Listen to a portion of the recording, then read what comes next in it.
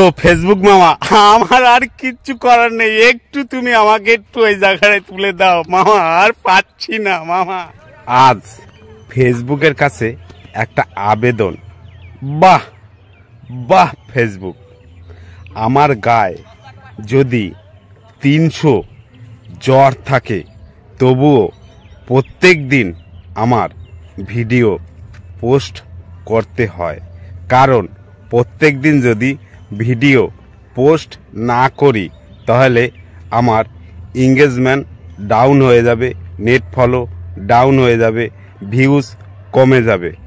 তো এইভাবে আমরা প্রত্যেক দিন ভিডিও আপলোড করে যাই, কারণ আমাদের একটা সফলতা মনের ভিতরে আছে অনেক দিনের, যে এখান থেকে আমরা একটা সুন্দর পরিবেশ পাবো, সুন্দর পরিবেশ তৈরি করব, এই ভেবে এই ফেসবুকে আসা। তো তার কি ফায়দা হচ্ছে বলো? Engagement down, net follow down, সব কিছু ডাউন, পুরে একদম খার খার হয়ে গেছে। তো ফেসবুক মামা, আমি তোমাকে বলছি, আমার জ্বর হলে আমি ডাক্তারের কাছে যাই, ডাক্তার ওষুধ দেয়, ওষুধ খেয়ে ঠিক হয়। কিন্তু আগে ডাক্তার খুব ভালো ডাক্তার ছিল, যে ডাক্তার বিধানচন্দ্র রায়, তার কাছে পেশেন্ট গেলে পরে, পেশেন্ট দেখলে পরেই সে বলে দিতে পারে যে এই পেশেন্টের এই হয়েছে। তো আজকে তোমাকে বলছি ফেসবুক মামা, তুমি একটু বলে দাও তো যে আমি কার কাছে গেলে আমার এঙ্গেজমেন্টগুলো সব ঠিক হয়ে যাবে, একটু বলো ফেসবুক মামা।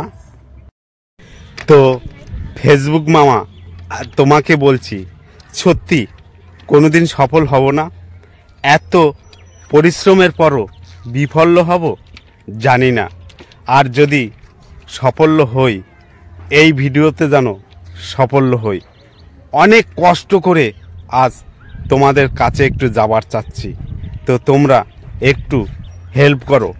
প্রত্যেকটা ফ্রেন্ডকে বলছি, প্লিজ তোমরা সবাই একটু হেল্প করো, আমি একটু তোমাদের কাছে যেন যেতে পারি, এই মনের আশা নিয়ে এখানে আসছি।